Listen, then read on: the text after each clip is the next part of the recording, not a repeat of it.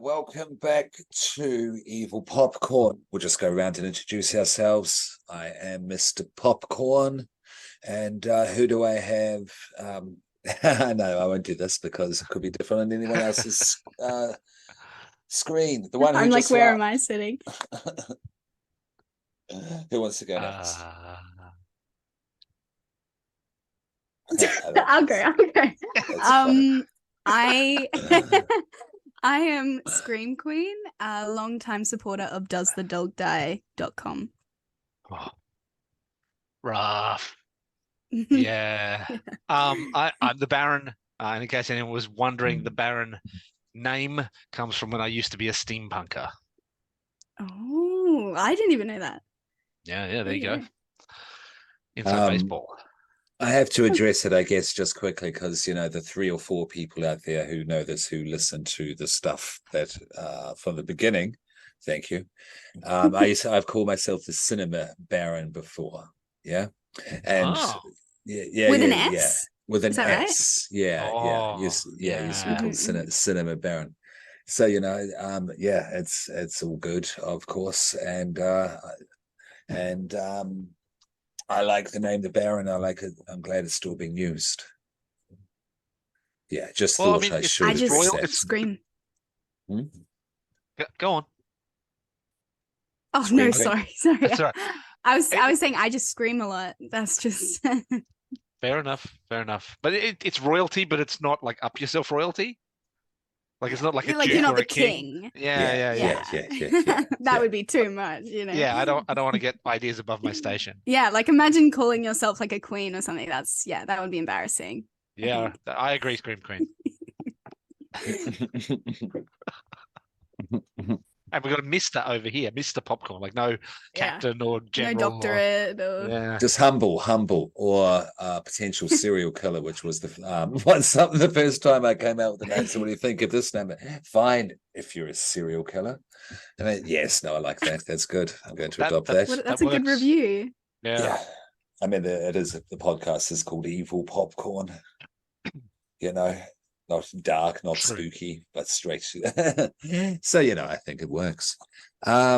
This movie that I recommended, The Well, is what we're doing. Yes, we're continuing. Welcome back, everyone. Thank you for joining us. It's not a particularly evil film. No. When I was watching it, I'm glad it stood up. After 20 years, plus years after having first watched it. This film is 26 years old, made in 97, came out in 98, but, you know, around that time. Do you guys reckon this is a horror? Is my first question, just to throw this out, because this was my kind of first question when we watching. Whoever wants to go. I think it falls neatly into Australian Gothic horror. Yeah. It's not a slasher. Okay, cool. It's not gory. It's got Gothic overtones. Like if you could pick it up and transplant it to the UK, it would be on the moors in Wales somewhere, and you could do the story exactly the same way. Same with like American, like South, like Southern Gothic vibes. The American Gothic, for sure. I mean, obviously this film is inherently Australian, but I agree. It's very Gothic. I would say that it's horror. I would vehemently disagree with anyone that thinks it's a drama. This is interesting. It has because the mainstream. It has dramatic. Yeah. It's put out there to the mainstream, elements? marketed as a drama or psychological drama, and I would say those it's involved. A thriller. Thriller. Okay. Yeah, maybe. I don't know that I'd go that far. I like the Gothic horror sort of label for this. I liked that Baron a lot, and I never thought of that, but I absolutely know what Australian Gothic is. You know, I've done it at university, and it just it completely slipped my mind. But that's absolutely perfect. For me. Thank you for bringing it up. I went into this viewing it that way because I saw someone just like compare it to Picnic at Hanging Rock and just that sort of same setting. Like it's obviously very different. But that just like genre wise, I Yeah. saw that comparison, which I thought was interesting. I think a much more. That movie did cross my mind. I don't hate that movie. I don't like it as much as I don't know a lot of other very people well. do. I thought that this is a much. I see where they're coming from, and it slightly works. Yeah, this is a far more engaging and interesting film, in my opinion, than Picnic at Hanging Rock. Better female characters to start. Yeah, I'll just say that. Far better female characters to start. Yeah. Far better actors. So I've just done a little bit of a, sorry. I've just done a little bit of a Google while we're talking, and obviously, Picnic at Hanging Rock comes up. Nick Cave comes up. Let's see, Gothic fiction. Yeah, that's not a super helpful. And no, I'm not going through your paywall. Sorry. Yeah, no, fuck the paywall. Do you guys know The Loved Ones? Yes. No. Oh, okay. Yeah, I'm going to do that one at some point. For me, this was kind of very kind of if A24 did The Loved Ones almost, you know what I mean? This is a spooky psychological drama tinged with horror. Yeah, there's horror there. Yeah. But it's very psychological and it's very arty, but it's not wanky or pretentious because it remains to be very much an Aussie rural movie. Because this is also like the horrors of rural life, you know. And I can say that because I grew up as a kid in that kind of isolation and that kind of environment. I'm not saying it ever got to that level. But in this movie, we are questioning insanity versus, deception. Yeah. Should we fine line?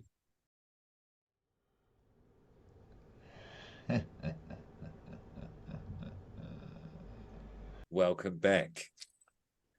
Okay, so we are doing The Well. Yes, 1997, and we're going all the way back to wink wink initial impressions.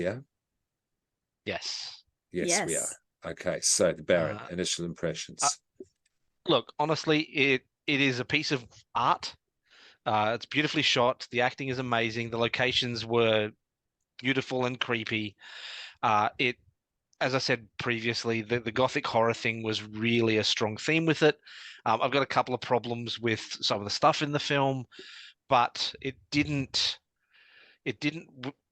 detract from the beauty of the piece of art that it was. Nicely put. Yeah. Yeah. I agree. I was really surprised by this film, went in knowing very, very little about it intentionally.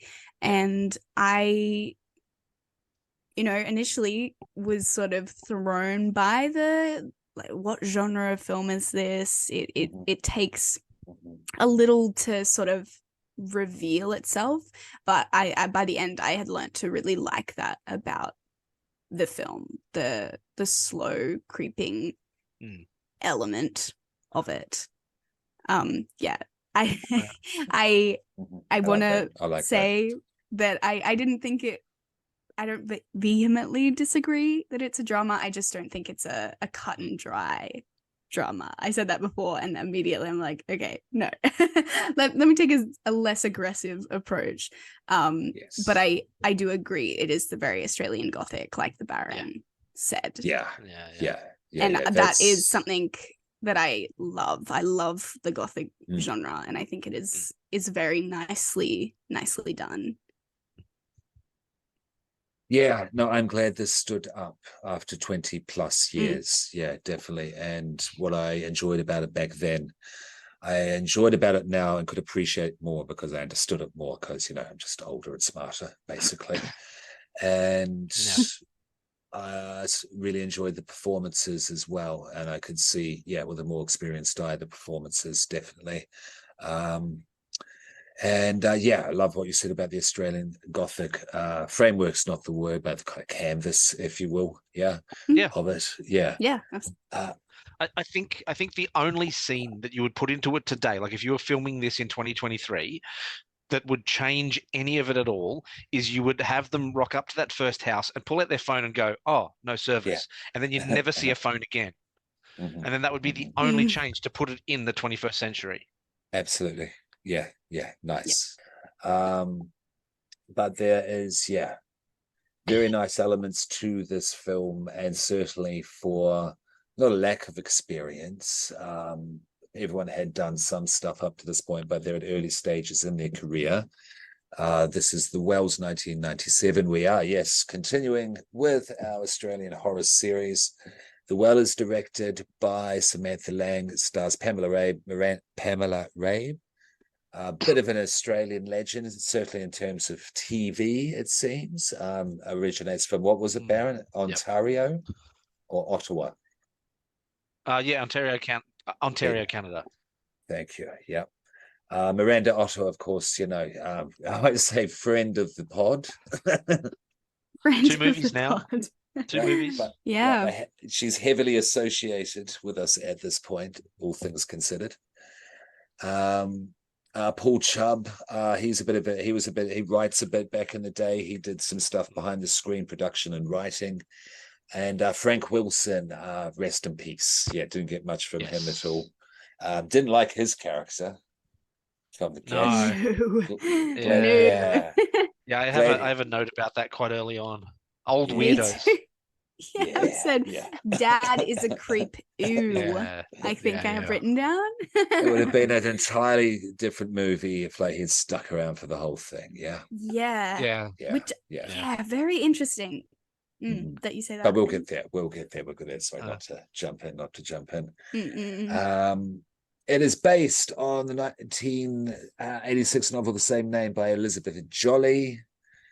Okay, I'll do a quick synopsis. Yes, and the synopsis is brief, but that's intentional, because if you go into too much detail, you're going to give away stuff. It's very simple, but it's also very complicated, this film. If there ever was a chess match or jiu-jitsu tournament turned into a film, this would be it. A young girl named Katherine and her older friend Hester live on an isolated farm run by Hester and her father Francis. Katherine works as a maid and wants to leave because there's too much work. Hester, however, becomes attracted to Katherine. Easy Wikipedia, and holds her there, promising to give her less work in the future. When Francis dies, Hester decides to sell the farm for cash. Francis being the father, they move to a small cottage on the edge of the farm and plan to go to Europe, but a tragic accident and the theft of their money change their plans, and that's all they say, which is enough for now. Yep, that makes sense. So it won some awards. Including Pamela Rabe won a whole bunch of awards for her performances. One of the nominations is Golden Palm Award at Cannes, which is a pretty big deal. But even though it was lauded, quite a few awards for form and content, for like cinematography and performance. The cinematographer, Mandy Walker, is known for Elvis, Mulan, and Australia. So you've got a pro there. Perhaps back in the day, because it was a little too blue, but I get it. When you're young, you want to express yourself. Definitely just want to get it all out there and try it. Totally get that. But it was made for 3.4 million, but only grossed, like, I'm talking about 15,000. No, sorry, my apologies. It grossed about 400,000 around the globe. But that's not even 500,000. No. No. It's not counting like VHS or DVD sales either. No, it's not. Yeah, that's everything. Yeah. Okay, so that's everything. That's everything. Yeah, it's definitely a hidden buried gem, if you will. a bargain bin. A bargain bin. It's you have to reach right down in there. But undeservedly so, though. That's why I wanted to bring this up for sure. Well, I mean, very prestigious film festivals, like it toured,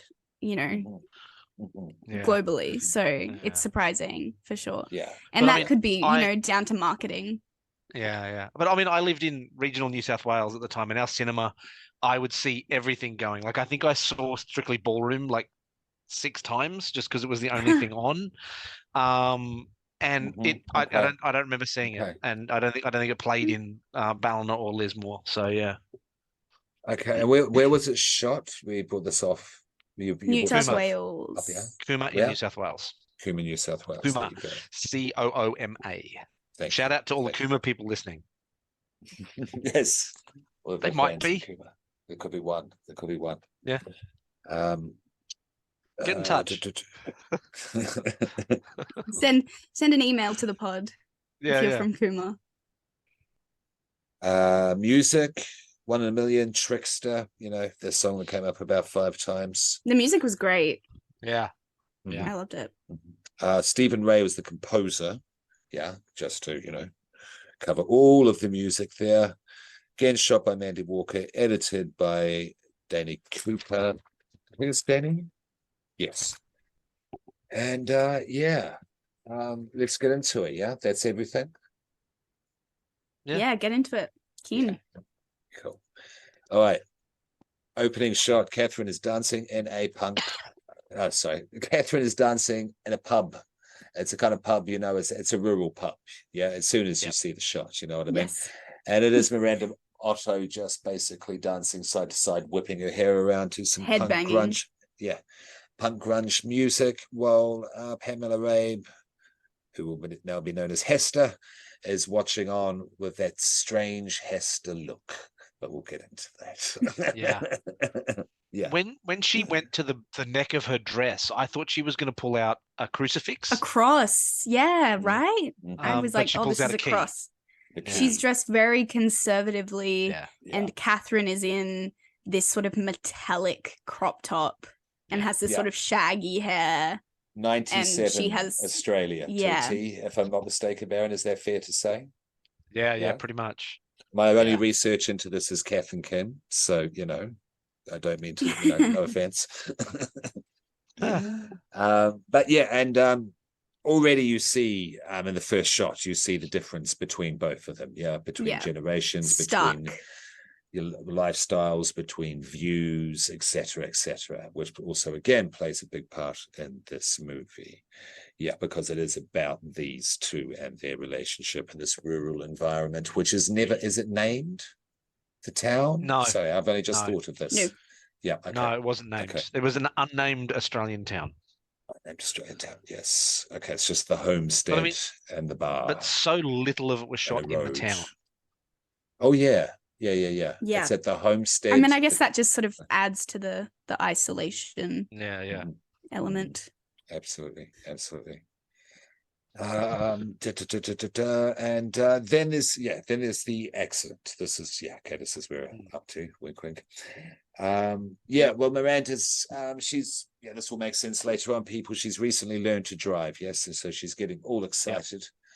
And then she runs over someone, yes, in the dark, because she's I don't know if she's drunk, but she's very giddy, and Hester's panicking the whole time, wanting her to calm down and slow down, but she does not, and she hits someone, blackout, boom, and then the well. Yes, okay. Yeah. So I was worried it was another kangaroo. Me too. And I said I have a note that is just like, not a kangaroo this time. Yeah, I have the same note. But the roo does come up in echoes, yes, because at the start of the movie on the signs there is a kangaroo and there's the road and there's the swerving, yes. Yeah. And and later on, we'll talk about it, but then the roo comes up again. Yes. It's not the roo. Still an accident though. Still a car accident in this one. It's a thing we've discovered. Yeah. There's a lot of open roads, I guess, in the Australian landscape.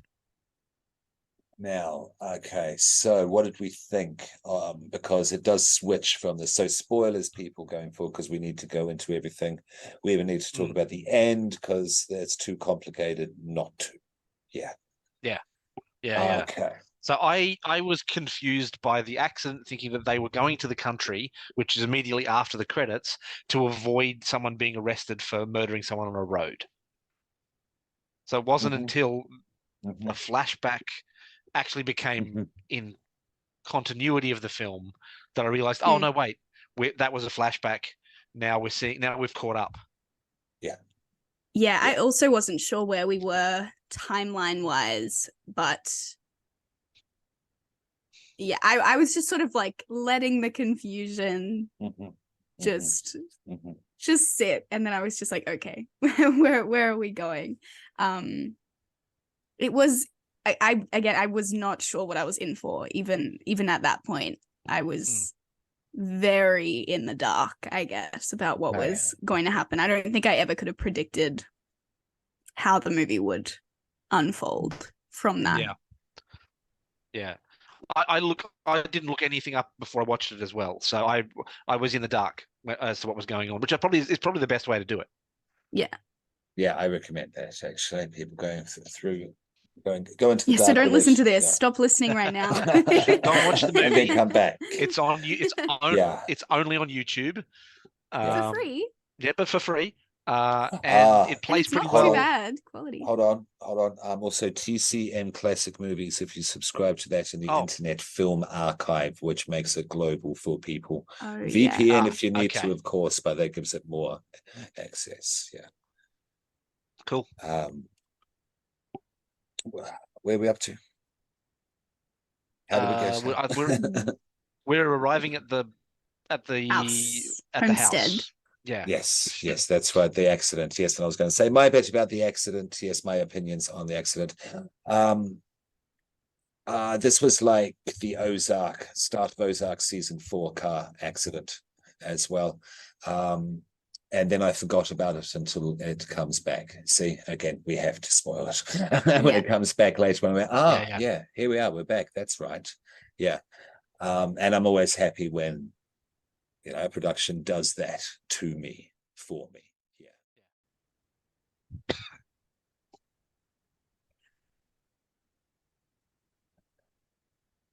All right. Okay. So yes, credits.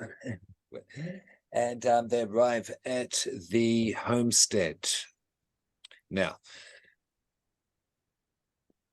it was interesting with the accident because of just this note here, the high point of conflict, the tipping point, and functioning as the film's beginning was an interesting approach. It was but without you knowing it. Without you knowing is interesting. And they did exactly the same on Ozark season 4 at the very start. Yeah. I do like their approach. Okay, so I think it's not necessarily like the most innovative like way to sort of throw back. I enjoy it, but like you could argue. But I do think as a way to introduce us to the characters, it is a very clever cold open just to show how they are like the antithesis of one another, but they are together and we don't know why. I think that is intriguing. I saw that and I was like, okay, what are we in for? Yeah, absolutely. Because straight away after the accident, Hester's singing in German and talking about the simple way of life, and Katherine, Miranda, Otto does not look impressed. She does look happy.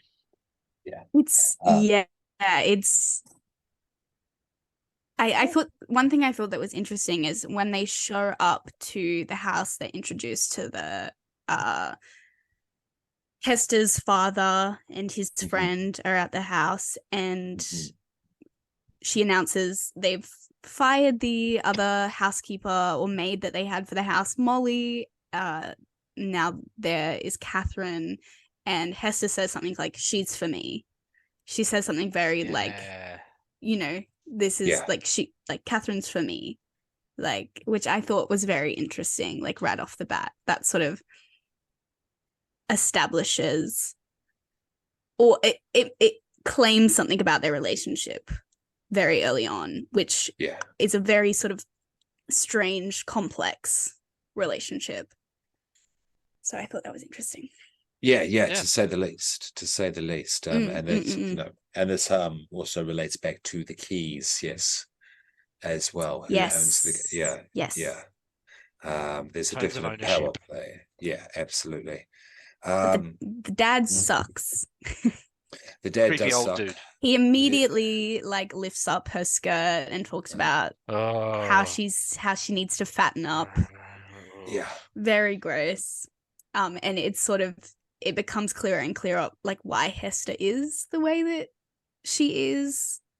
Yeah. I think. And it doesn't talk a lot about the background. You don't know anything about Hester's background at this point of time, or Catherine's or Kathy's either. And so that makes you just more uneasy as well. But certainly when you look at the way it's just accepted and, let's just carry on with dinner. Yeah. Yes. With it as well. Just don't mind father, just apologizing for him and carrying on. Glad he didn't stick around. Glad he didn't stick around for too much longer. She's in the house, Katherine, and she's walking around, and you mentioned Australian Gothic, and yes, and it's already kind of like very shadowy, very obscured. And she's walking around looking for a television. Yeah. Is there a television? Because she finds this out because she heads towards Hester, who is singing piano. Sorry, is it German she's singing? I didn't look it up. I think so, yeah. Yeah. Excuse me. Sorry. Gesundheit. Yeah, she's sort of teaching Kathy this melody, I guess, on the piano.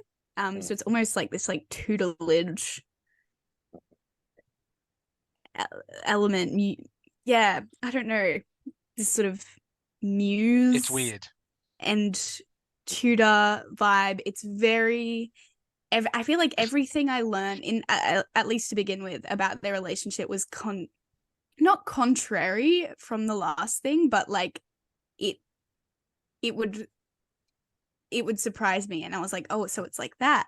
Oh no, it's actually like that. And I was just like, which I think is a good thing if you're, at the beginning of a story. I don't want to know.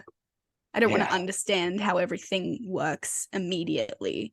Absolutely. But it was very like, obviously they're the focus of the film. So I was like, where is this going? Yeah. It's bizarre. Yeah. Because they become attached to each other very quickly from, learning how to, when Hester discovers that Kathy has a very good voice. Yeah. And picks up the song quite quickly and has the aptitude to sing the song quite beautifully. And there's a little sparkling. I could argue that's the first spark of their friendship. You're there. Yeah, I saw infatuation, obsession with each other. But we'll go into all of that. Sorry. Yeah, someone described her as an ingenue, which I think is like sort of a young, talented. Like, I get you. That's a terrible definition, but it's like ingenue kind of it kind of gives you an innocent vibe, and I don't think she's innocent, not even remotely. Even from the start, before things start to unfurl. From the start, she seemed a little bit touched, like a little Something bit. Something had happened, perhaps. Faye, yeah. I think that's where my confusion came in. It's like, oh no, she's putting that the terrible accident they had that's forced them to come to the country behind her, and she's just not like interfacing with reality. Oh, I see. You're counting that as the narrative there as well. So that was adding to your perception of her as well. Yeah. Gotcha. I guess she does have a sort of like naivety to her surroundings and like what she was sort of in for. I guess in her like disappointment of her surroundings. So like maybe she's not an ingenue, but I would argue that that's how Hester sort of sees her. Yeah. 100%. Like she's faultless. Yeah. In Hester's eyes. Yeah. At this stage, yeah. Because with Hester's little, patriarchal nightmare that she's living in there as well, you can see like she may as well be Amish, but the worst kind. I don't want to insult the Amish there, but you know what I mean. You know what I mean? It's truly wraps up conservative Australian rural nightmare. Yeah. Yes. I've experienced it in New Zealand. It exists in New Zealand. So I definitely see it. It's just a bit browner, a bit more tea stained over here. But it's a very similar I guess thing. a little bit, like a bird in a cage type situation. Yeah. So she sees Katherine as like, even from the start when she sees her like head banging in the pub, she has this glint in her eye, and she is kind of, and she's always clutching at her pearls, like almost a hint of a oh my to her, almost a motherly energy. I don't know. I would say it's sort of this like admiration and like envy in like just she's completely like enraptured from the get, however they came together, however this came to be, but from the get. And so that's why, but she's very stern at the start because she's making her do all the work, all the heavy work, because was it Molly? Molly, thank you, Molly. Got the boot after thankfully years of service. On you go on your bike, and but it was too much work. Certainly the silverware, where she's not about this. She's that young kid who just wants to go out there and dance at the pub and party, and so she walks down the road. You're like, fuck you, I'm out. But you see Hester's obsession. Sorry, screen here. Oh, no, sorry. I was just going to point out the editing in that moment I really loved. I feel like you really sort of started to see the clever use of editing, because there was this like very quick jump cut from Katherine holding the spoon that she was meant to polish, and then it cuts to like nighttime. The spoon is like laying just like by itself on the table, and then we see that she has packed her things and she's left. And I thought that quick sort of storytelling was really interesting. And the spoon's still covered in the silvo, like it hadn't even been wiped off. It had not been polished. There's little things I don't know about what it all means, but it happens with films like Mirrors and Reflections and shit, and there is stuff with the spoons at that moment there, and also with the lid of the silverware at one point, where she's and Kathy's looking at her reflection in the spoon. I don't know if it's a sequential shot, but it's in that beat of action. Yeah, absolutely. I have a Letterboxd review that I wanted to share that someone said, but mind you, there are only 28 reviews on Letterboxd. I just want to reiterate that. This person said, my favorite part was when her funny looking reflection ruined the dramatic scene.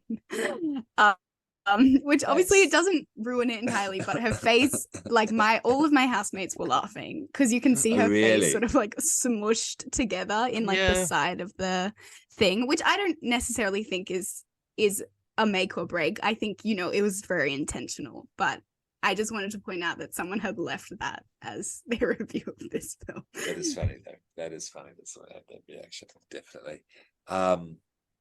So Kathy's bolted. And then you see more of Hester's desperation, coming along behind in the car saying, please come back. I'll bring back Molly to do all the heavy work. Hester says, no, I'll be okay. She's been very aloof at this point. Let's just say aloof. At this point. And walks over and says, I'll be okay, and then gives her the peace sign, like she's in, the Breakfast Club or something. And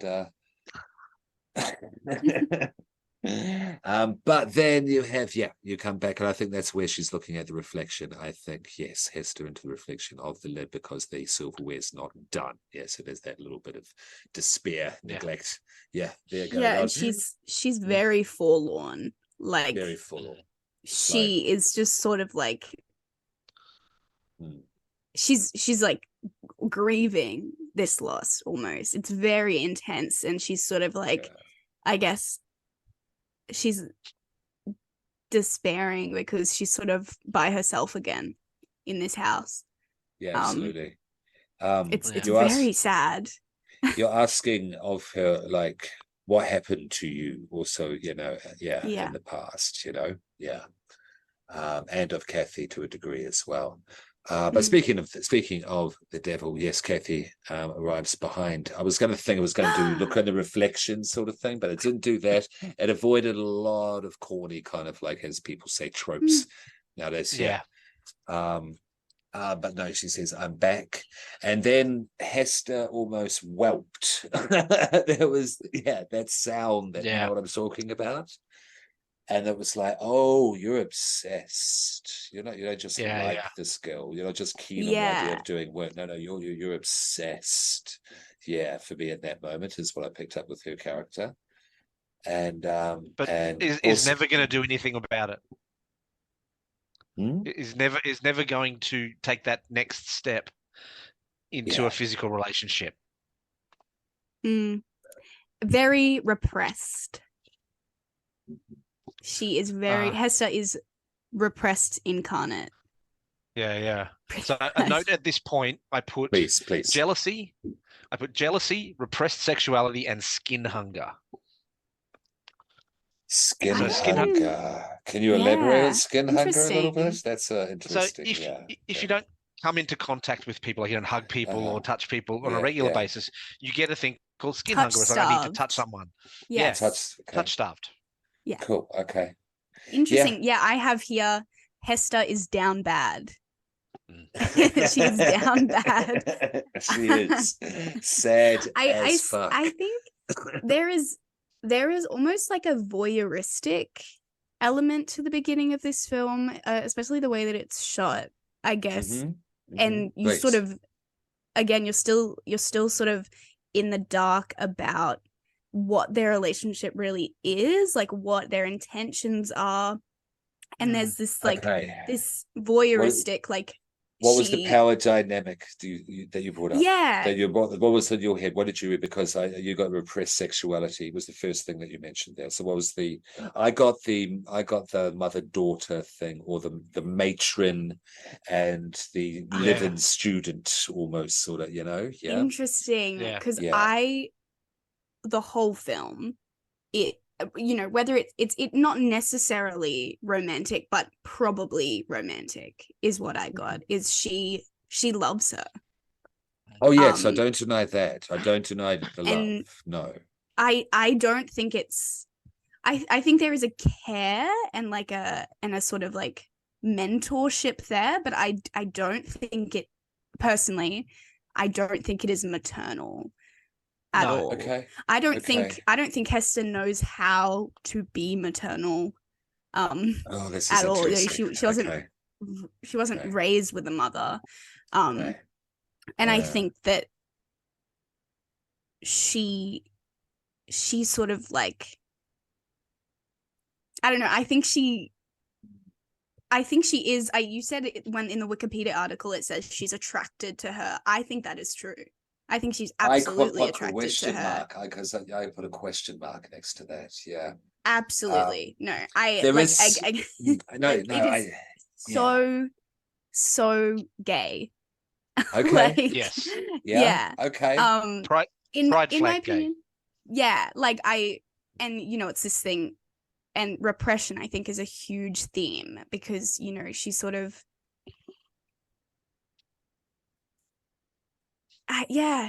She wants to. She will do anything for her.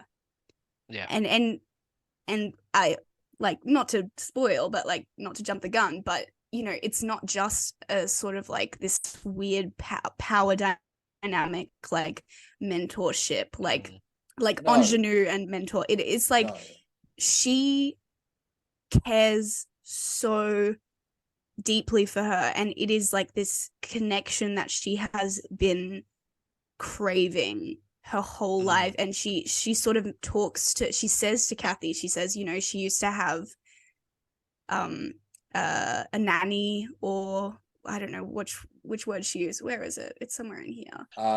It was a flippin' governess. Yes, a governess. Yeah. And she said that she had, like, you know, her governess took her to Europe for a year, and it was the best year of her life. And initially I was like, is she talking about being groomed? And I thought maybe that's where their relationship was leading. Obviously there is a large age gap. I thought there was like, that might be a sort of element, but it is absolutely not that. I think she's someone who is deeply craving connection and the care of another person. And that's why I think she would, like, everything falls, like she will do anything for Kathy. And we see that in, I guess, one of the next moments where she buys her that big boom box, like stereo, as a gift. And, you know, her joy at like receiving that is like enough to sort of sate her. Funny moment in that scene I have to bring up, I made a note of, when they're playing Hotter, Colder, Blindfolded. So she's got to search under the cushions in the lounge for the the present, and then the birthday cake with the candles, and she burns her arm. Plenty of time to be warned. Hey, watch out for the candles. Yeah, that's the fun of it. Just being silly, but okay. But so, you know, since it did come up at the start, I do need to round it off with the question then. If it came to it, would Hester, but in the context of the film and the way that it works, would Hester, if it came to it, cross that line, I guess, so to speak, in terms of it becoming a physical thing between them? I think she'd have to be impaired in some way, drunk or under the influence of some sort of external chemical I think, because she holds so much control over the way she is, I think there would have to be a relinquishment of control that was outside of her control before she crossed that barrier. Okay. In my opinion. Yeah, cool. I think if they were allowed to live this gorgeous little cottage life that they like sort of begin to live, you know, with their silk nighties and their, you know, she's letting her braid is like out at that point. I think if they were allowed to live in that like sort of isolation together, and maybe if Kathy had different motivations, we'll get into that later. I think given time, she absolutely would have gone there. I think she just needed to get away from her family home, and she needed to have security in that relationship. And I think that's something. Yeah, there was an escape in each other. Definitely, there was. Self-evident. Yes, and she she starts to, however you look at it, as soon as her father dies, she starts to let herself sort of indulge and like become more like Kathy. You know, she gets the key. Eating chocolate. Yes. She gets the key off the father. That's a very important at this stage of the film. Yes, symbolically. Yeah. Taking that control, I guess. Homestead now, yes. Yeah. And all that implies. She's eating chocolate. She's drinking. Like champagne. At the birthday, the birthday's great with the they're driving in the car with the loud music. You're talking about them loosening up, like Hester loosening up, you know, vicariously with Kathy, and then you've got the two old dudes, Bird and father, eating cake and sculling scotch, being grumpy about all this noise and this young people spirited activity in the other room, which is because at the start there is that I guess, generational gap. Almost, you could say, it's shown, there is, yeah, absolutely. And there is that divide in the genders. I get you could say at this point as well is also shown. Yeah, definitely. You can hear them sort of giggling in the other room, which I thought was fun. So that connection is strong. But why I thought it was based on a more kind of paternal, came from a more paternal angle, was the fact of the ellipsis of information, no information about either of their family backgrounds. They're talking about it's manipulative on Kathy's part when they're at the rock talking about neither of us had a mother. And at the very, very end, when she's sitting in the Jeep, who's surrounded by, all looking up at her, and there's that smile again. It's possible, it's not, and then but I'll get into what I thought about that later on. So I'm just saying that because that was my psychology, why I saw it as that type of relationship, and didn't click on to the gay as a pride flag. But I don't disagree. That's a very valid perception. No, I think that I read that into a lot of things just as a queer person. I'm like, oh, this is queer. I'm bringing my, I got a lot of family stuff. I'm bringing my family stuff into it. Absolutely. This is what you do with films. For sure. And I think that's the that's the beauty of it.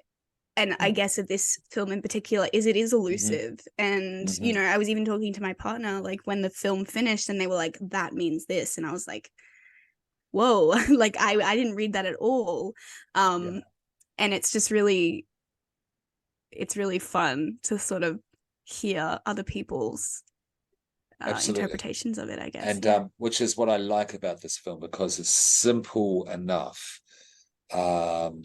But what's the way to put it? What is a way to put it? Not well stated, but it's done so simply and effectively that you can read that it's open to interpretation, but not in a kooky, pretentious, wacky way. In a way that brings in subjectivity, I think, because it is an Australian Gothic thing, but it is a relationship between someone else being close to, and being isolated. And I think every Australian can relate to both of those things. Every human can, and every Australian can, which is what I like about this film, which I think it's big gold stars for me. And they've got, so where are we up to? They've got the boombox. Kathy's got the boombox and very happy, and the old grumpy men are not. And her father is dead. Yes. Or just about to be. Just about to be. Thank you, Scream Queen. And then Bird comes in all angry. You think he's going to go turn down that noise once all this rampant. But no. Dad's died. Oh, well, what a shame. Yeah, she does not seem cut up by that. No. Well, it's because he's not the center of her life. Either. Kathy is. Also, can we just talk about the toenail cutting? Oh, can't forget the disgusting, revolting. My housemate was gagging. If this doesn't classify as a horror, that scene puts it in the horror genre for me. That was like, I would also not be sad if I had to cut a man. If someone whose toenails I cut, they died, I no longer have to cut their disgusting toenails. That's a huge relief. That's entirely on him. That's a huge weight off Hester's shoulders. Him to get to that point. There's no need for them to ever get to that point. Just keep cutting your toenails just because you get a bit older. Oh, fuck, don't need to do that anymore. Yes, you do. Horrific. And don't ask anyone. I just couldn't. I can't. Partner to do it. Your daughter? Yeah, no. Yeah, it was off. Like she was set free, if anything, when he died. I mean, the handing over of the key.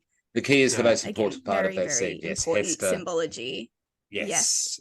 Hester gets the key. And it is something that we know about from the very first scene of the movie. The keys. Yeah. Why does Harry, the station agent, care so much? I don't know. He's I guess they're friends. There's potential smittenness there from back in the day, maybe before the marriage. There is that point where are they? They're at the bar and they're eating bar food.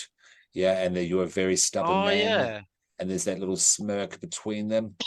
So I don't know if that just suggested something in the past, or Hester suddenly opened up, and I don't know. This is all wild fucking conjecture. Well, because it's not explained. It's not explained. No. Again. But he does care. Yeah. Which is what I like about this movie. Sorry. He just knows the father very well, I think, is the only thing I can sort of glean from that. Yeah, it wasn't family. Maybe it was best mates growing up or something like that. Yeah. That's my guess. Oh, we cannot forget this. We cannot forget this because what was the website you're a fan of? Is the dog dead? Does the dog die.com? Yes. Does the dog die? So does the dog die? Their scream queen in the next moment. So do after father's died. I think it's Molly. Yeah. This is where the film lost me. Oh, is this an issue there, Baron? Yeah, killing the dogs and the way they did it, the sound design, it just was so unnecessary. They could have let them go. We could have not even seen that scene. It was unnecessarily cruel. We didn't see it because it was but you hear the dogs yelp. You hear the dogs yelp. And you hear, Hester's reaction, yes? Yeah, Hester's blocking her which ears. Which is just another piece of the part of the breakdown. It's just another whose decision was that? Yeah. Again, that was Hester's decision. Yeah, was his I know. father's favorite dog? Father's favorite dog? Yeah, that's what was my thought. Do you think it is on Kathy's behalf, perhaps? That's the only motivation. That's what I feel is the only thing driving her at this point. Yeah. There's nothing leading up to it in the previous part of the film. Nothing leads up to that. Yeah. Maybe something like the dogs bothering her maybe would have justified it for me, but it would have been the dog attacked her when she was younger and father didn't give a shit. And it's fuck, are you dead? That dog dies now. Yeah. The only thing that makes sense for me is that every sacrifice Hester makes is at Kathy's benefit. Oh, sacrifice. I like that. That's what I think, because then we get onto the ownership of the homestead. Yeah. Which is an even bigger example of that, I guess. It is absolutely nice. Okay. Now, and talking about, Hester living her best life. She's in the car with Kathy and they overtake the ute, and it's just probably the wildest thing Hester's ever done. And there was a lot of pooping and a hollering. And it's a very cool scene. These two have a great rapport with each other, just actors working together. Yeah, their dynamics great. Yeah. And you sort of see Kathy as this almost adrenaline junkie. She gets off on the fact that it's so thrilling and it's forbidden. Yes. All right. Okay. Throwing it out there. Kathy. Oh no, I'll ask this question at the end. Okay. Yeah, about her psychology. But I don't want to give too much away though for now, whilst we're reading the plot. She sort of Hester starts buying. Oh, sorry. No, I was going to say we're at about 21 minutes into the film at this point with the dogs, and they're probably about 24 with the car. We don't see the well for another 15 minutes. Yeah, exactly. Because we have to watch the titular well. That's the word, isn't it? Yes, that is the correct word. I thought about that today. Is that the correct word? Yes, Hester, H and K are watching TV. Because I remember at the start when she was looking for the TV, there isn't one, and Hester said they're very coldly. Oh, they bought one. I didn't even notice that. I didn't clock it. I was like, everyone has a TV. Yeah. Okay. Well, gotcha. The ute is new. The TV is new. Rich food, boots. Yeah. Boots. The boots are important. Yes, absolutely. She's very chuffed about those boots. And Kathy is almost, I guess, like performing for Hester. Yes, she's putting on a little show and getting her, and Hester is sort of joining in on the impression. She's loosening up. She's having more fun. It's silly, but it's also like you can see that she's a performer, which is interesting. It is interesting. And she's like, how many times have you seen that movie? And she's like, this is the first time. So yeah. Hey, what's that about? That's all I'll say. What's that about? Yeah.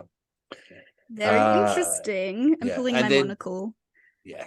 Then we see some jealousy, what we were talking about before, some, almost psychotic jealousy, if I may say. Opens her mail. Yep. Yeah.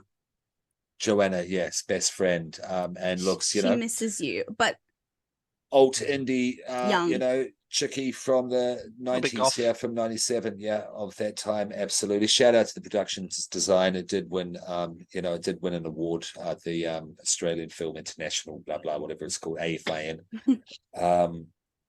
for it, and it was good. It was good in moments like this because it was very of its time, and Hester doesn't like this whatsoever. Hester doesn't like this. No, we see this as threatened.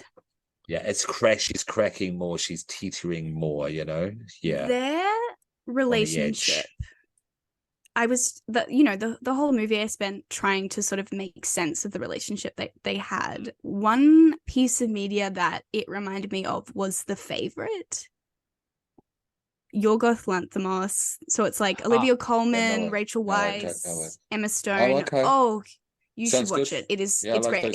I would call it a thriller. Absolutely. But the relationship is very, very similar. You sort of have this young, exciting ingenue, if we're going to keep using that word, and this, I guess, more conservative, repressed, easily exploitable, trusting character that this younger character sort of gets a lot of not status, but they have something to gain from this relationship, and I thought that those seemed very similar to me. I don't want to say too much because I don't want to give it away, but watch The Favourite. It's great. And having something to gain is important to note at this point of time as well. Absolutely. This isn't all happy days we've found who we were looking for. We don't want to throw out that impression. It is for Hester, but watching Hester go through it isn't a comfortable experience, though. Have these emotions isn't a comfortable view. No. Yeah. This isn't. Again, this is horror adjacent. It's next to the main horror section on the shelves of the video store.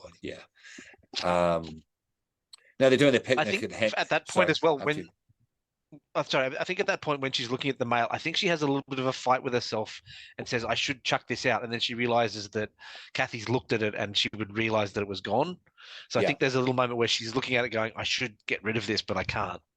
Yeah. Is that why she creeps into her bedroom while she's sleeping and puts it back? Because that confused me why she would do that. Just leave it where you found it in the lounge room. Yeah, I think that's why she did it. Yeah, okay. I'll give them that. Yeah. Sorry, Scream Queen, you going to say something? What was I going to say? It's all good. It'll come back. Who's to say? Not me. All good. Okay, so H&K are doing their little picnic at Hanging Rock. Kay talks about blissful. Kay talks about her dream at the Rocks, dream of like a happy family on a windy farm. A bit on the nose, but Hester's like, well, now it's come true. Fuck, what a coincidence. Yeah. Isn't that amazing? Yeah. On the second watch, you're watching these things going. I need to watch it again. I think. It's worth it, absolutely. But there's still moments where you go, "Oh, is she just bad shit?" But this is how this movie plays with you. But we'll get into that as we go along. So the dream has come true. That there's Scream Queen. Oh no. Okay. Jumping the gun. Go for talking it. about them. They didn't have mothers growing up. Mentions the ex-governess, wanted to suggested going to Europe, which didn't happen. It didn't happen, did it, when she was young? No. They did go to Europe for a year. I think she said she went with her governess for a year to Europe. It was the happiest year of her life. Yeah. Okay. Interestingly, away from her homestead. There you go. Yeah. Yeah, absolutely. Yeah, it's bubbling under the surface. You know what I mean? All that kind of stuff with this film, I think. Suddenly gets all excited and says, "Hey, we should go to Europe to Kathy." And Kathy goes, "Absolutely, and let's throw in America. Yeah, why not? Yeah, let's go to New York. Yeah, New York. It's not too expensive, is it? Don't mind. But then, Mr. Bird, the accountant, family friend, possible, crush. What's the term for that? When a guy's got a crush, he's not a fuck boy. I'm not going to call him a fuck boy. I don't know. Okay, I'll leave it. Scratch that. I'll edit this out. He comes along and says that someone wants to buy the farm. So there's a big spanner in the plot. There's a big this is a big turning point. This is a big thing that happens. And she says, "No, absolutely not. Give me money to go to Europe." And he looks at her going, "What are you talking about?" Yeah. Because what Hester and Kathy are doing is fun. I don't want to sound a stickler because I like spending money too.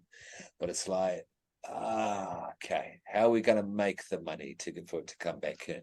Yeah, that's not really being thought about at this stage. It's all about Kathy, and he says that to her as well. But I mean, like there can't have been, even before he died, the father died, there can't have been that much farm work going on. No, like, was she doing it all? Like, I don't like. Oh yeah. Was it Molly? Like, Molly was, mopping the floors. She seemed capable. Sort of thing, and shooting dogs. And yeah. Now, shout out to the actor who played Molly. You did your best with the role. Yeah. Strange role to get. Yeah. She had those wellies on. She was rocking the wellies. She was. Yeah. It was good. Sorry, where are we up to? What we were saying? The sale of the property we're up to. Yes, sir. Thank you. Sale of the property. Yeah. She gets a migraine. Yes. Sort of like we learn that Hester gets these sort of violent migraines that come on, like incapacitating her. Yeah. Making her more vulnerable, if you will. Yes. This is the first of her migraines. Throughout the film. This is the first showing of them. Okay. And then just a shout out to Katie Edwards, who played Molly. You did a very good job. I think at one stage my partner said Molly's the only character I like. Yeah. And then she shot the dog. So yeah. You would do yeah, but not her choice. Okay, so no, I don't. She's just getting paid. Yeah. I hope a lot. Yeah. I hope she got a payout when they sold the farm or something. Yeah. Like redundancy or something. Or maybe she's working for the Bourdains. The new people, yeah, maybe. I wouldn't be surprised. They seem like reasonable people. Seem like nice people. They seem like nice enough people. Do you think it was nice that that Katherine was manipulating the sale with Bird back at the homestead whilst Hester was the names there. Whilst Hester was having the migraine. Incapacitated. No. A little bit. Nice. So he's using that as a segue, lame segue, but this is what happens next. Yeah. Yeah. Yeah. I think it was a little bit manipulative because it's not her property to sell. On the first watch, I liked this about it because fuck this guy, go Hester and Katherine. This is a great team. Enjoying their reawakening, their finding of each other. On the second watch, when you see that it's just pure manipulation, you're going, and it's very interesting in that way. Screen queen. Look, comparing it again to the favorite, and at this point in the film, I think the favorite was my point of reference for like what I thought this relationship was unfolding as. So I did see this as very, like, she had as much to gain from this sale as Hester did. Yeah. So she was sort of, or more. like, at one point he was like, "Can I hear that from the horse's mouth?" And she said that was verbatim. That was word for word. Yeah. And I was like, she's literally, she's like on her bed, she can't even stand up. Like, what do you mean word for word? Yeah. I did enjoy her. I did enjoy her. Of course, I haven't got an ass I have a tat. Her impression of the guy. Yeah. It was good at that point. Baron. That was a different Kathy. Yes. Yeah, that was a different Kathy. She was a different person when she was talking to him in that scene.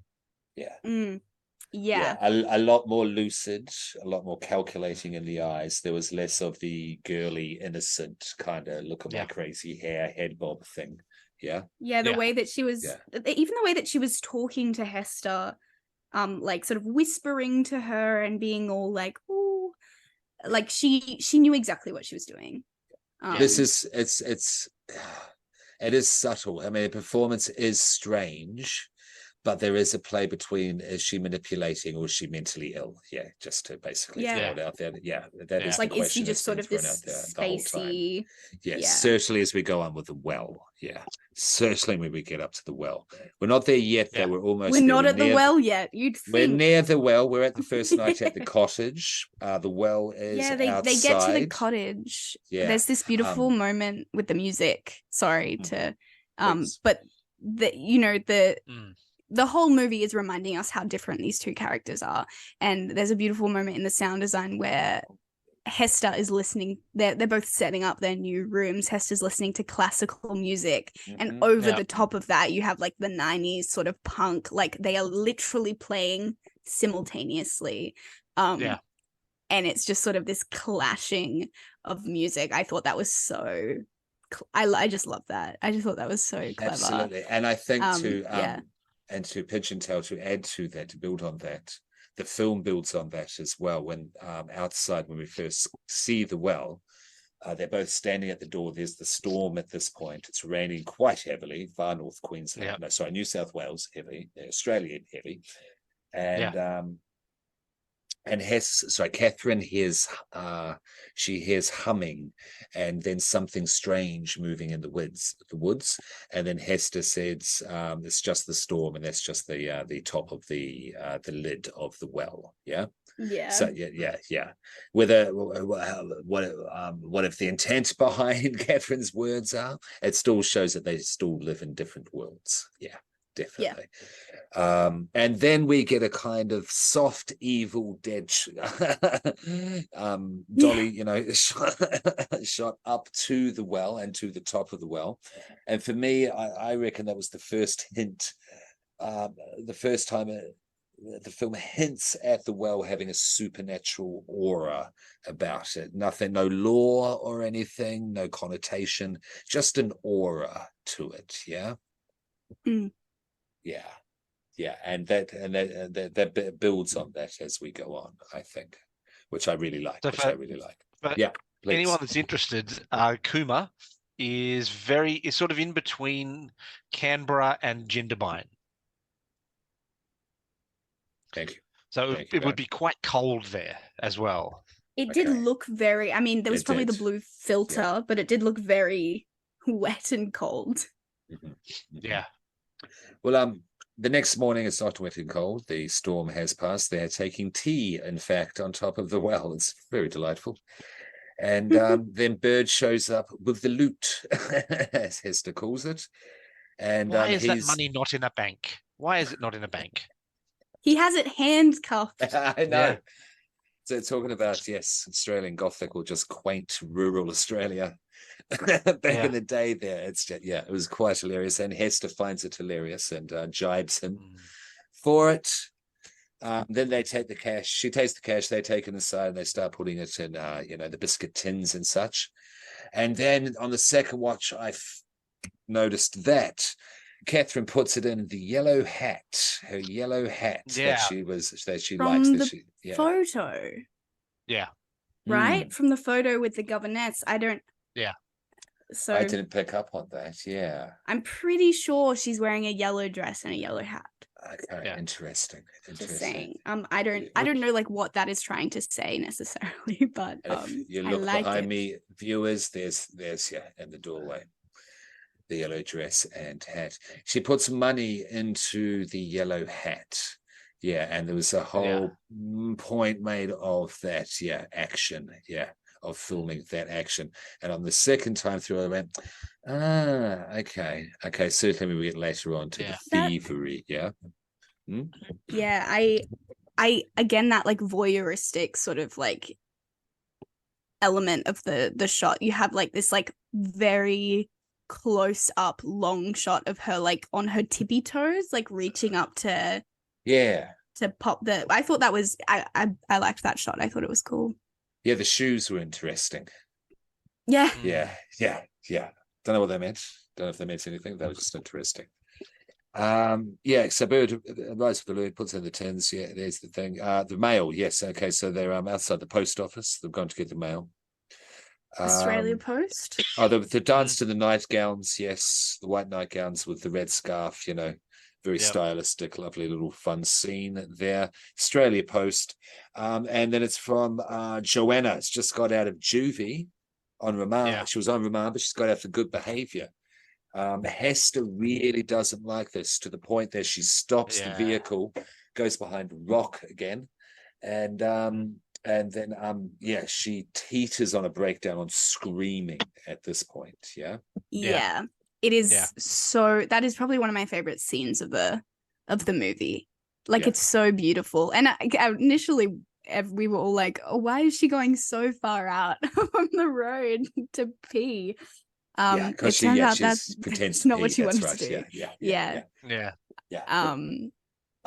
And then it's one of the first scenes where like I think you really start to gain an understanding of like her relationship with Kathy, and like she doesn't want this bliss, the singing and playing piano in their like silk nighties in their cottage together.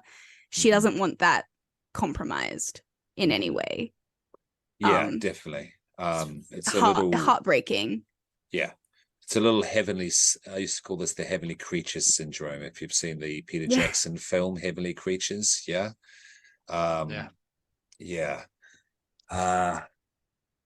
you see the extent of her obsession. You definitely, if you haven't got cottoned on by now, you definitely get the picture at this point. The cinematography is great. The blue filters dropped. It's in the middle of the day. She's leaning up against the rock. Rock's much taller than her. Then you just see the expanse of the paddocks, the flat land around her. That sense of isolation. Done really well. And then they go back and they're preparing, because Joanna can go to to prepare for the dance. Kathy's going to go to a dance, and there's the yellow dress again. Catherine, no, Hester makes it for her. Did she make it? I thought she bought it. I think she tailored it. I think she adapts hers. Oh. Yes, you're right. She tailors it specifically for Kathy to wear. Yeah.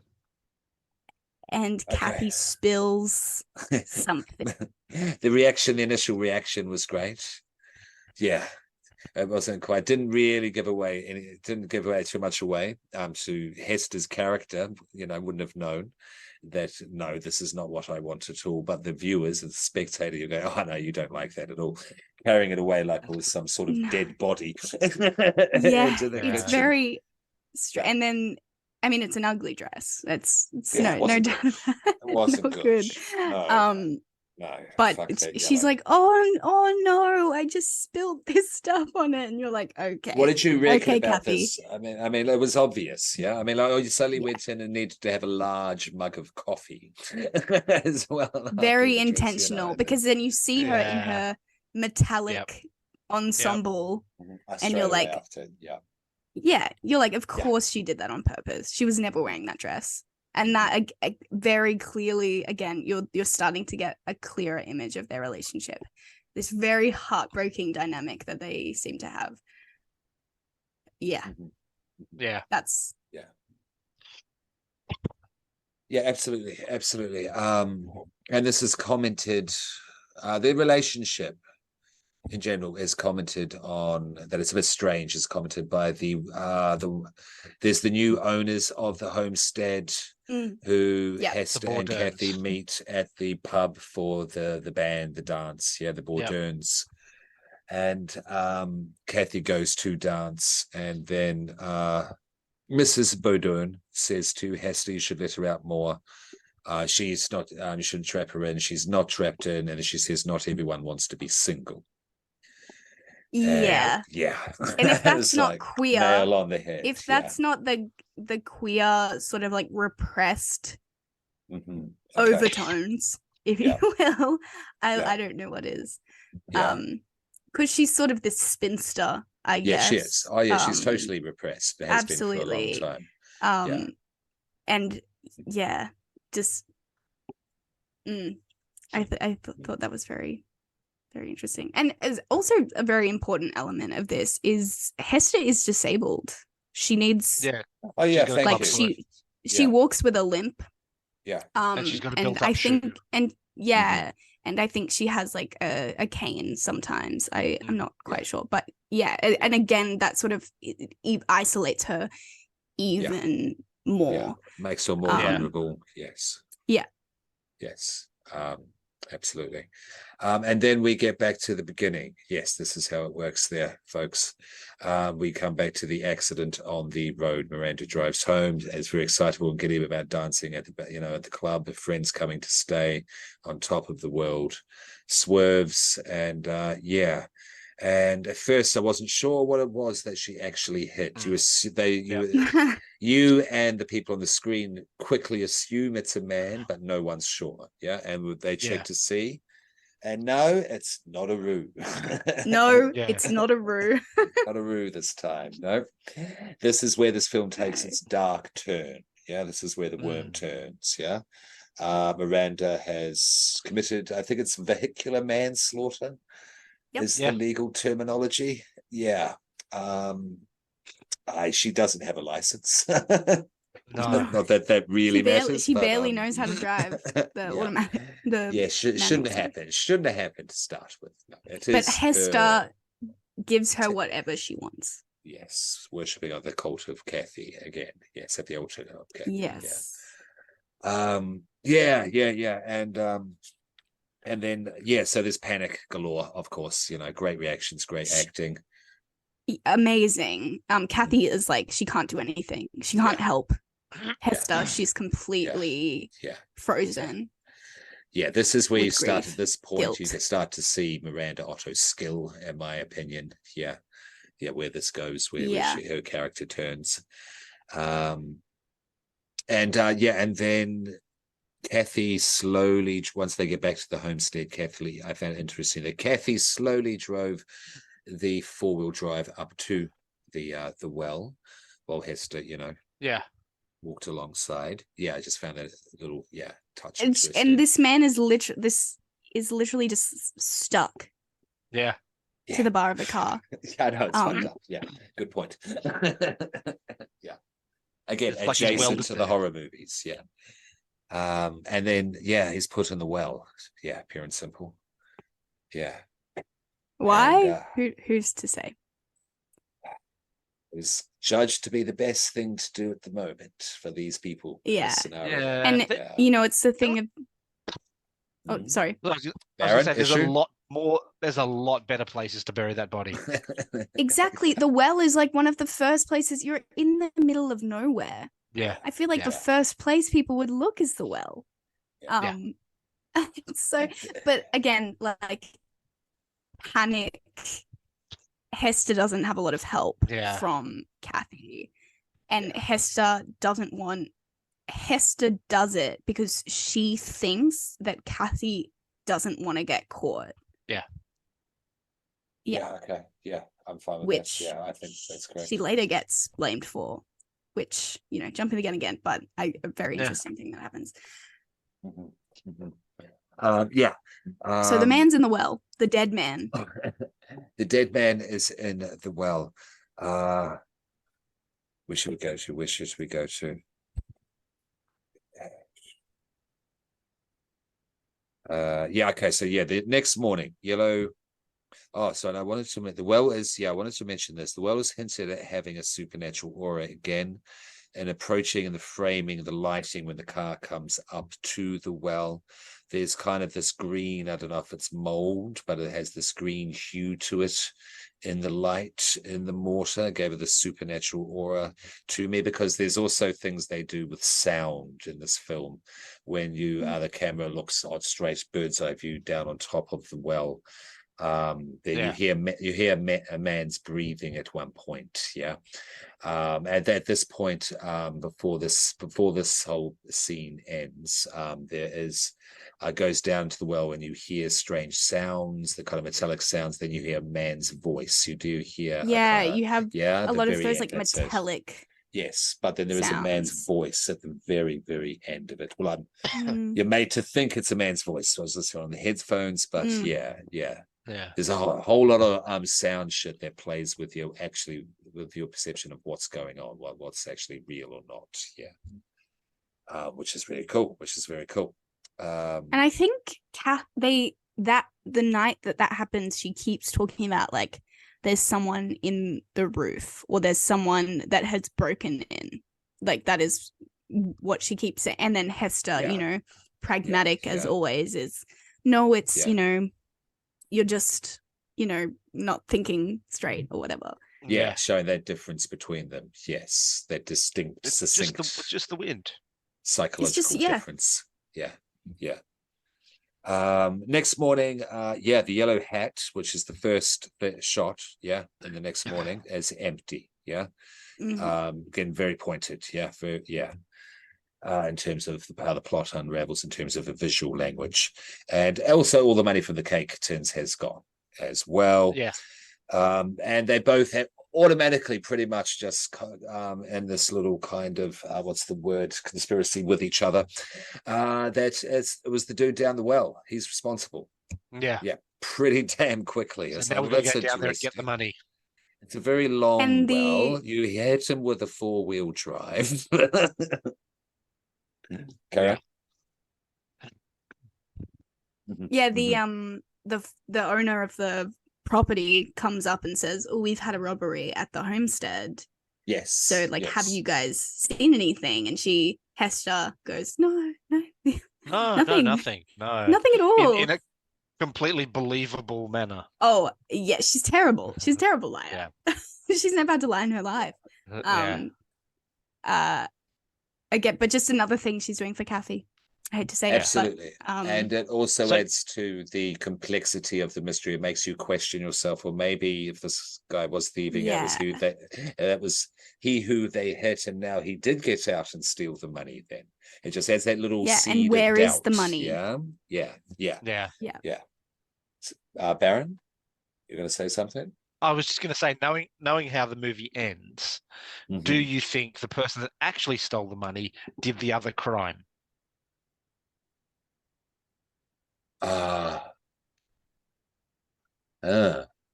Yes. For highly possible. Okay. Yes, I'll say. Good point, though. Good observation. Yes, they both blame well, dude. Okay, so after, and this is once I think she's going to get a new rope in town, Hester.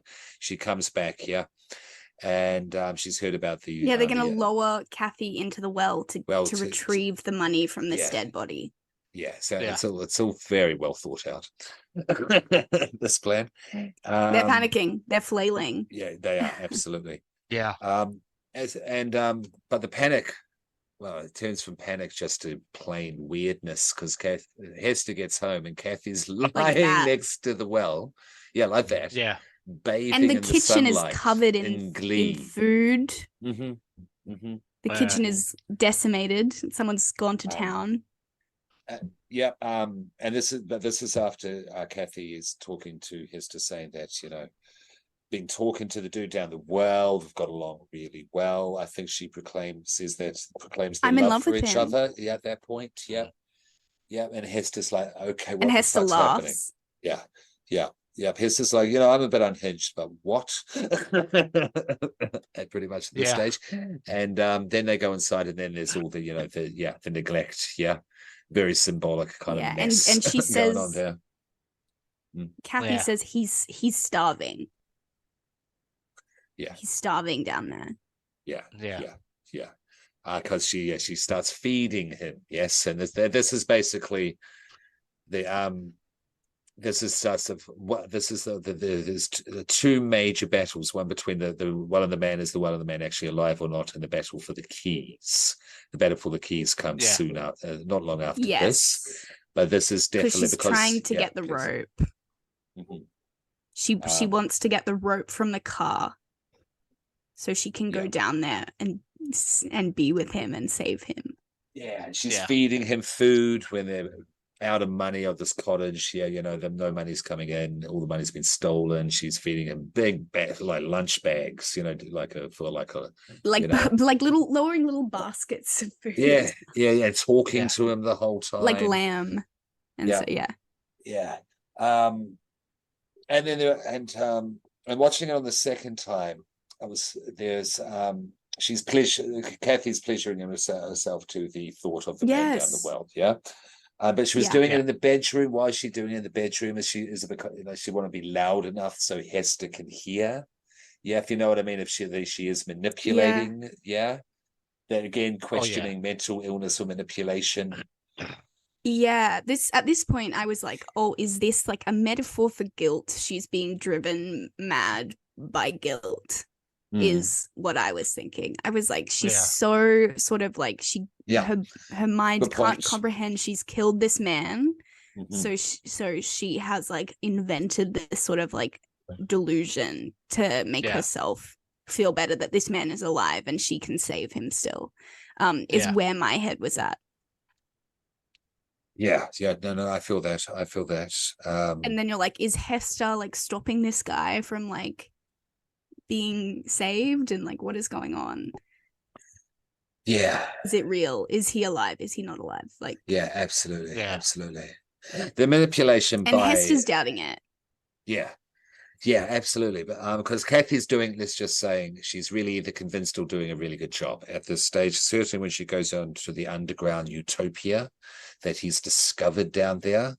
The tunnels. And then also so happy that she did not kill him as well. Yeah. And that this is what is their impetus and motivation to get him out of the well as well. It's very confusing and very unnerving, performed superbly by both actors at this point. She loves the well man, blah blah blah. The blanket, and also you remember the metaphor about the blanket being wrapped inside you, talking about well man as well. He wants to be wrapped inside of her. That broke Hester, because then the opera started and the migraines began, which is a little kind of motif of this movie. And and then the incapacitates Hester. And then this is where the battle for the keys begins. To get the man out of the well, or do you think is to get the hell out of Dodge? It could be either at this. You know what I mean? I don't know. At this point of time, 50-50. Again, it's all folding in on itself at this point.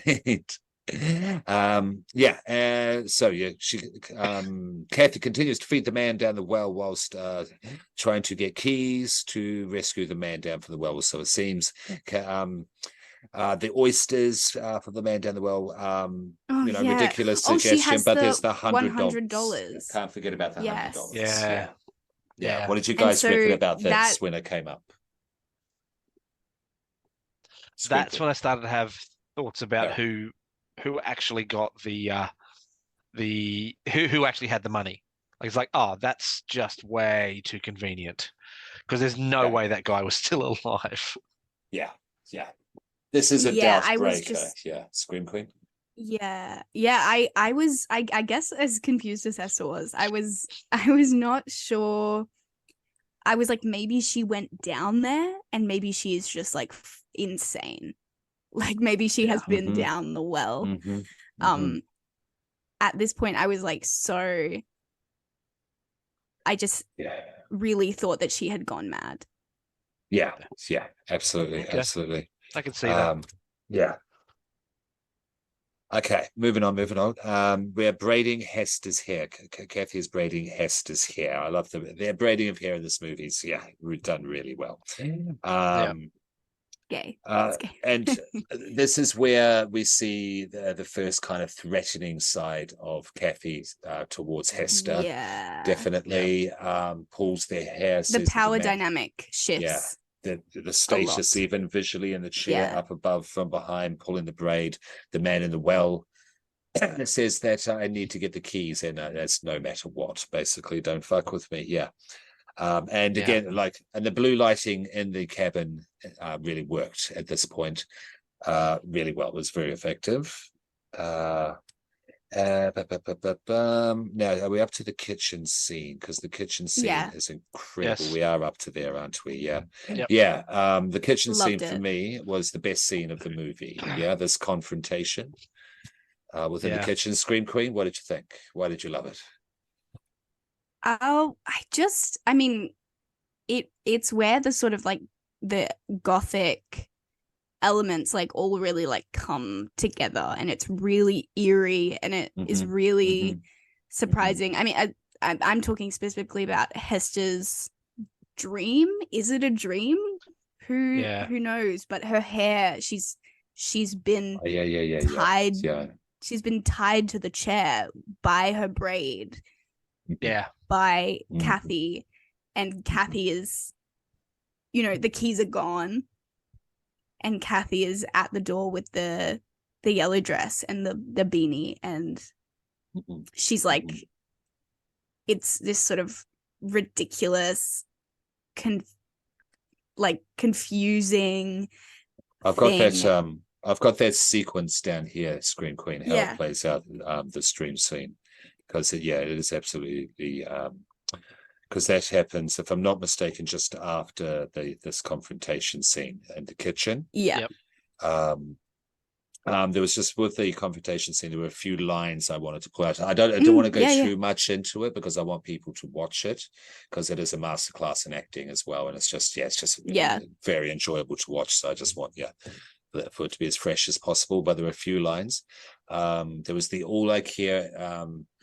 All you care about is the money. Yes, of course I do. So do you. No, all I care about is you. Nice little switcheroo interaction there. More than anything, I hate your fucking music, when she was playing the German classical music and slams down her tape player. And the best one is at the very end where the fight's over, it's exhausted itself.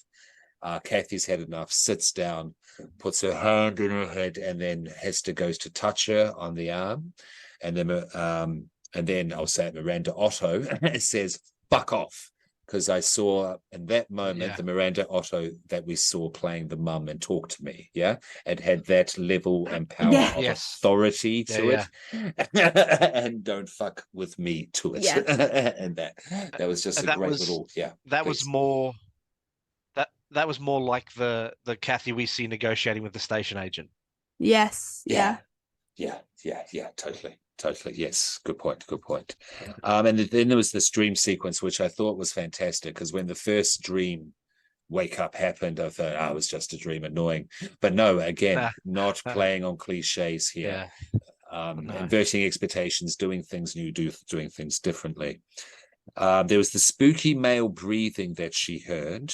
Which went down to the she starts and then the well cover sounds, and then Hester, then she was staring at the well out the window, then she starts touching her lip in almost, I won't say sexual, let's say sensual fashion, but a very extreme close-up, a weird angle from underneath, so you can see top teeth touching a lip. Very Gothic horror, very very Australian Gothic horror moment, because here was the rain, the shadows, and storms. Oh yeah, and then Hester hearing Kathy say Hester from behind, and then waking up in the chair. There's the no keys. There's the braid, and it's braided all the way down to the floor. It's 2, maybe 3 times the length that it was, and she goes to reach for the keys and goes to stand up and can't because it's stapled. Like with industrial staples onto the ground, actually cannot stand up or she'll rip, she'll scalp herself. And then we see Kathy at the door, opens up, storm, very dramatic lightning, thunder with the yellow dress and hat. And and then that was the dream sequence that it finishes there. I really liked it. That was my favorite moments of the film, was that kitchen confrontation followed by that dream sequence was really good. And for a first film, it was great. Yeah, to handle, basically, realism in terms of it was like almost like you could put that on stage, that kitchen scene. Yeah. Put it in a realist It was scene. Very theatrical. Yeah, and then going into an impressionist, / surreal, sequence here in this dream scene and pulling off a very effective dream sequence, because it's really easy to make dream sequences look cheesy. Yeah. And indulgent. Yeah. Next morning, the rain has stopped, but the well is full. It is full of water, and it is full of our man in the well, who Hester sees is starting to bob up there like a little apple at Halloween, and starts to push it down with a stick. He's definitely dead. Definitely dead. He is dead. Yeah. But in the dream, you sort of see her doubting that. And that's sort of what that is. Scream Queen. Then I asked you just after, and you, Baron, pushing down the stick, pushing down the corpse, and you see the hand floating down, sinking down again. Yeah. But then Hester goes, "Oh, hang on. I'll get some help. I'll get something or whatever it is." Like suddenly she thinks he's alive in that moment. What did you think of that? Because go. Oh no, I was just gonna say, I think Kathy, whether it's madness or manipulation, we know which one it is. Yeah, has instilled enough doubt in Hester that she genuinely believes that she is to blame, and that she is stopping this man from being rescued. I think that is the power that Kathy has.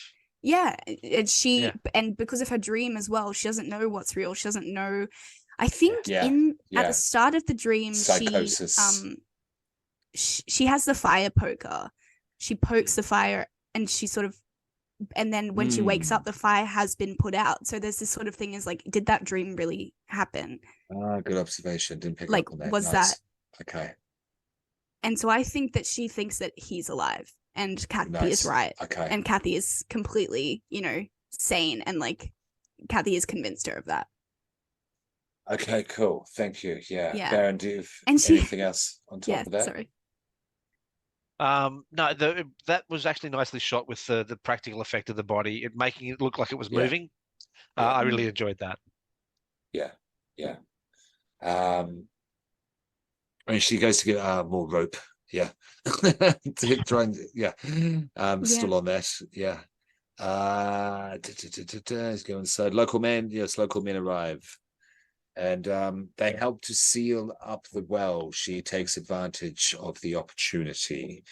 Kathy is asleep. Kathy wakes up because it's a noisy process to seal up a well. I loved the way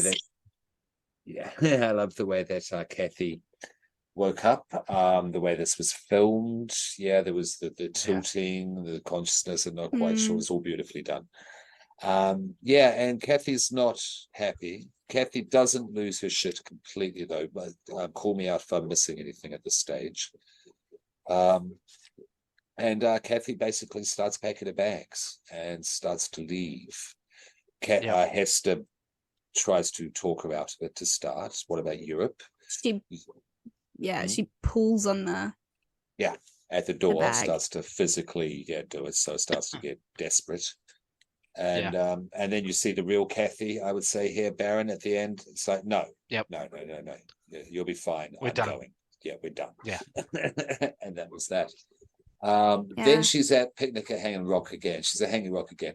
And she's dressed in new clothing, and she takes a moment in her hands. Yeah. Where she's kind of deep breathing, it's a little bit of a kind of restabilizing moment, which she does, and then you see that she has the cash in her suitcase. Yep. And huge reveal. Yeah. Hitchhiking down. So spoilers. Did either of you get it on your first watch that she had stolen it? No. I didn't. No, okay, that's good. I was shocked. I was very surprised. Which is a testimony to this movie to pull off a crime twist at the end as well. I really thought, she's running off because she thinks Hester's a murderer. Yeah. I thought she was leaving because she was still in love with the man in the well. Oh, yeah. Well, that sort of those elements. She's in love with him. She's... No. I was saying, but that too. Like she was in love with the guy in the well. Hester had sealed up the well. They can't be together. I'm leaving. And then the money is like, oh shit. Yeah.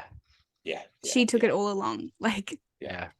It's now there's the question of intention to Kathy, because this question's popped up about mental illness or manipulation. She's walking down the road, she catches a ride with a lovely caring lady saying, a lovely young girl like you shouldn't be out in the street in the roads by yourself. And then automatically there's the sick mother in hospital comes straight out, and she gets that faraway look in her eye and that lilt in her voice as well. But I do think this question there is an ambiguity. There is a that does ask the question throughout, and it keeps asking it at the end. Now, me with the end, if I may, for a moment, because when I saw this end, I was like, so she's just going to go away and manipulate someone else. I'm not quite happy with this end, considering what I was just given leading up to this.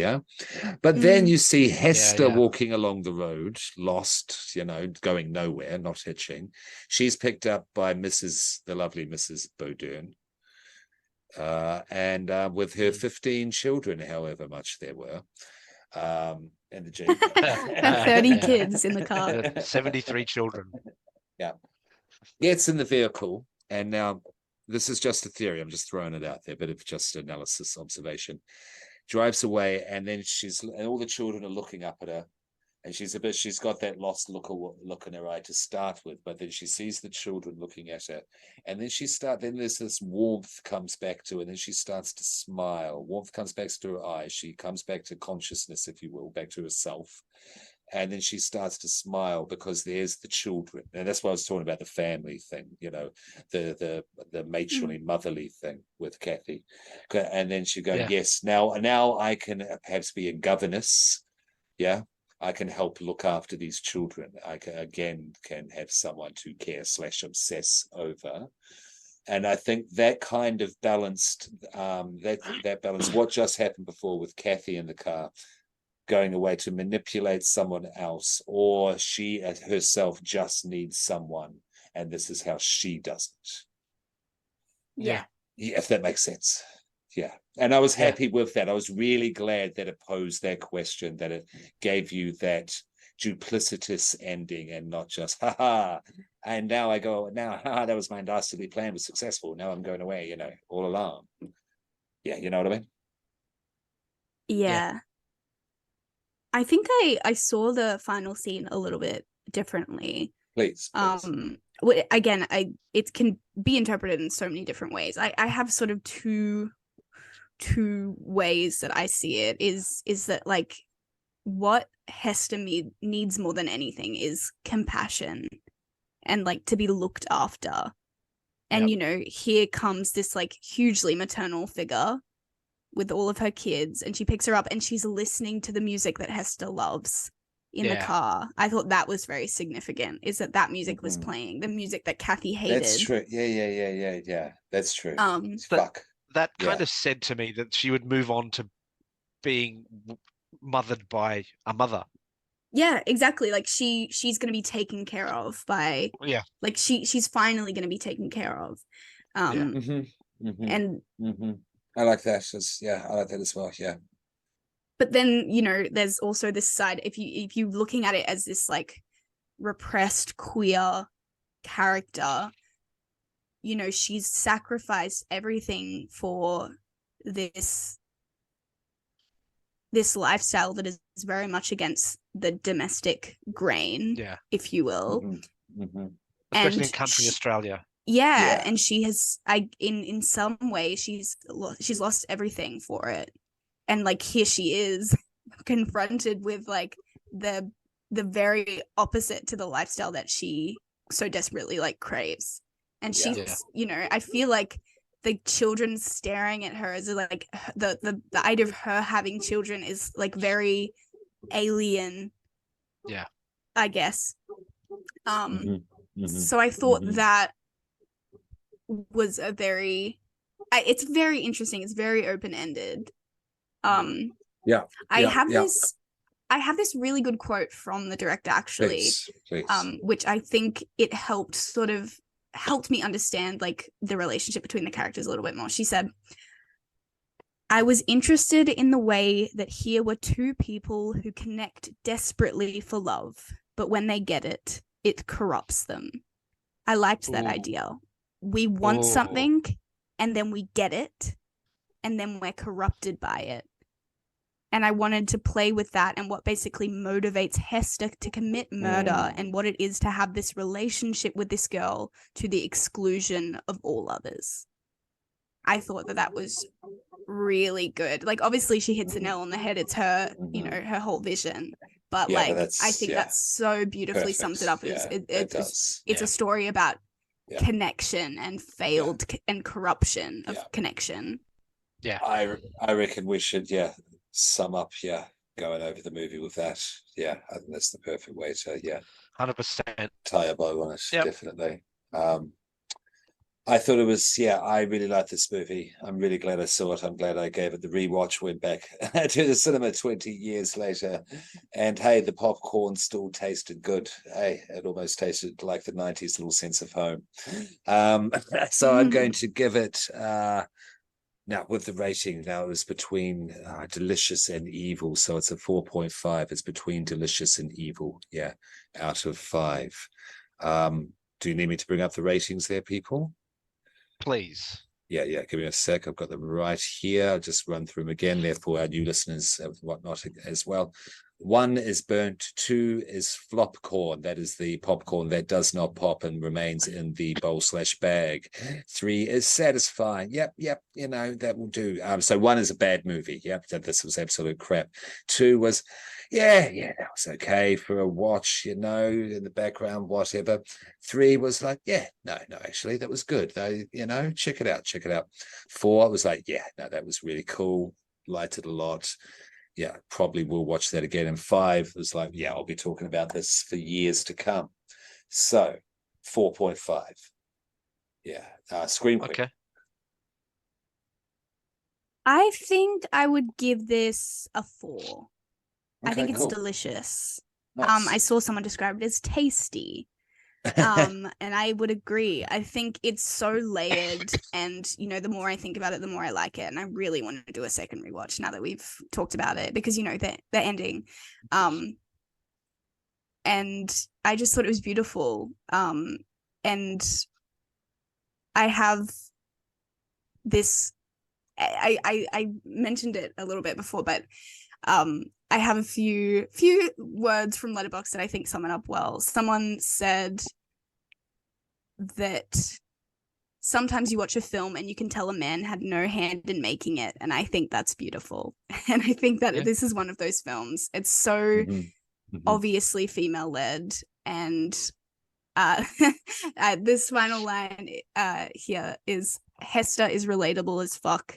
I too would fall in love with Miranda Otto, sell my home and all of my possessions, and do everything within my power to run away to Europe with her." Yep. In 1997 and 2023, I agree. And 23, exactly. 2023. I thought this film was beautiful. Absolutely a 4. You know, it could even get higher. I really liked it. Great to hear. Baron? Okay. What do you reckon? Okay. So I had two problems with this movie. Please. Okay, Number one was the yes. overly unnecessary killing of the dogs, which took me out of the film for a good 15 or 20 minutes. Okay. Up until pretty much the well appeared. And the second one was, from a performer's perspective, there are a number of shots in this film that linger way too long, and I could see the performers going, just say cut, just say cut. Are you going to say cut? Are you going to say cut? So I think there were some overindulgent shots. Okay. It was still a beautiful film. It's a piece of art, but I can't give it more than a 2 because of the dogs. Oh, okay. I can't give it higher than a flop corn. Yeah, I can't. It's a flop sorry. corn. Okay, So that's our first flop corn. There were so many other ways to deal with the dogs. Yeah. Okay. Yeah, Hester. I mean, no, please, that's valid. It's you're feeling everyone has a line. I have lines in horror. Absolutely. It's entirely possible that was a scene lifted directly from the book. I don't know. I've not read the book. Yeah, point. I would be interested. I know that the ending is supposedly very different in the film than it is in the book. So which is interesting. Interesting. Perhaps we'll look at that in the future. I would still eat it. I've eaten that popcorn now twice. I don't regret watching it, but it's not something I think I'm going to revisit anytime soon. Okay. No, very valid criticisms. Very valid criticisms. Absolutely. Well, what do you have for us next then? Okay, so I'm going to do something a little bit self-indulgent. Please. There's an Australian dark comedy / horror film called Red Curtain Hell, and I was in it. Okay, cool, excellent. No, I'm down with that 100%. Okay. Yeah. Now it's available. How do on we Vimeo. Get it? It is a rental on Vimeo, but I believe I've got a code that I can get you for that. So yeah, but everyone else who's watching this, pay the rental. In fact, no, don't pay the rental. Okay. Buy the damn thing. It's $11.99 to buy it. That you can download it anytime or stream it, or rent it for $4.99, and you get 48 hours streaming period. You also get blooper reels behind the curtain and the making of the film, and a director's commentary. Nice. Does this mean we have to give it 5 stars? No. Look, I would not expect that of anyone. You may not like it. That's fine. Everyone has a different opinion. Of course. No, I'm excited. That's great. Absolutely. Yeah, good suggestion. So suggestion. It was filmed at the Beenleigh Community Theatre. Wow. A cultural relic of. Okay, we'll have to promote this one locally a bit then. Yes. Yeah, great. Yeah. Now, we all know people who want to see that. Yeah. I am still in contact with a bunch of the actors and the director. I might see if someone wants to maybe join us for the cool. podcast if you're keen for that. Great. Yeah, make something a bit extra out of it. I'm definitely keen on that. Cool. And what else do you have going on? Sizzle. What else do you have going on, Baron? I know you're busy at the moment. Shows coming up. Well, we've just done Supernova where I emceed, and starting this weekend, which is the 17th, we've got Speed the Movie the Play at the Wynnum Fringe, which is Speed done in 40 minutes on a bus, and it's interactive. And we're doing our 200th show, a 200th version of that show on this weekend. Whoa. Well done. Yeah, that's clap for that. Yeah, that's a very good effort. Definitely. Project going well, Scream Queen, writing away? Yes, so I've just submitted my second draft of my play. Okay, cool. Very exciting. I had a little reading with a few friends to sort of get feedback, which felt very real and scary and vulnerable, but it was really great. People are clever and they have clever ideas. I think it's fun. Cool. I'm also, something very important in my life is I'm crocheting. Oh, okay. Okay, fantastic. This will be a shirt eventually, but that's what I want to plug is my crochet project right now. Could you do our logo? Oh yeah, absolutely. Yeah. That'd be great. Are you going to sell on Etsy? No, I'm very beginner. This is like the first thing I've made beyond a granny square. So Okay. Well, good luck. Nice work. Thank you. And I will do the shout outs, first of all, to the Evil Corp. Yes, thank you, Kate. Thank you, Jay. We will be back filming for the next one, Red Curtain Hell. Yes, stay tuned. To all of the socials to keep up with everything, and that is the Facebook, the Instagram, the YouTube. And I'm not going to beg or anything gross like that, but we do need some more subscribers. If you do have a YouTube account, even if you don't watch anything, don't watch us at all, let's press the subscribe button, press all the buttons on all the socials, sort of thing. Even if you're not into podcasts, it just helps us spread it out there. And if you are, absolutely tell your friends. And thank you very much for those who have subscribed and followed us on the socials thus far. We've got Red Curtain Hell coming up, and I'll throw a plug out there. I do have one. First of all, just to help promote our friend's movie, Last of the Pretty Boys, played at the what is it called in New Brighton, the New Farm Cinema.